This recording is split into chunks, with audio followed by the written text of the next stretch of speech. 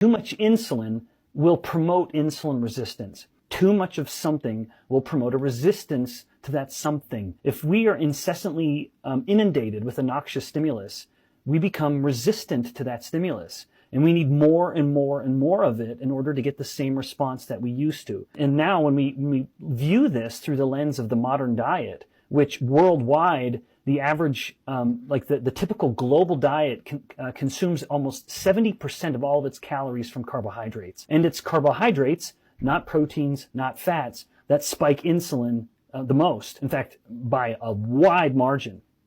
And so it's easy to see then that you have the average individual globally who wakes up in the morning and eats a starchy, sugary breakfast. Their insulin levels have been coming down overnight, and they immediately ramp them up, easily boosting insulin levels by 10 times, easily.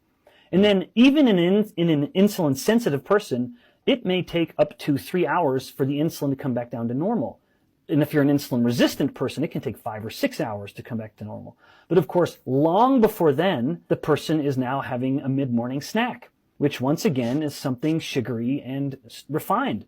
And so before insulin even has a chance to start cresting, they've bumped it back up again. And then the same thing happens with a starchy lunch, an afternoon snack, and an evening, their dinner, and then an evening snack. And so the average person is spending every waking moment, and even several hours into their non-waking moments, in a state of elevated insulin. And too much insulin, whether it's isolated cells or rodents or humans, contributes and independently causes insulin resistance. And thus, having framed it that way, the solution starts to become obvious, although we complicate it with medications and things, emphasizing the importance of scrutinizing what goes in our mouth and how frequently it's going in our mouth in order to understand where the insulin resistance is coming from. In other words, why has it become the most common, most prevalent metabolic problem or overall problem worldwide? It's because of how we eat.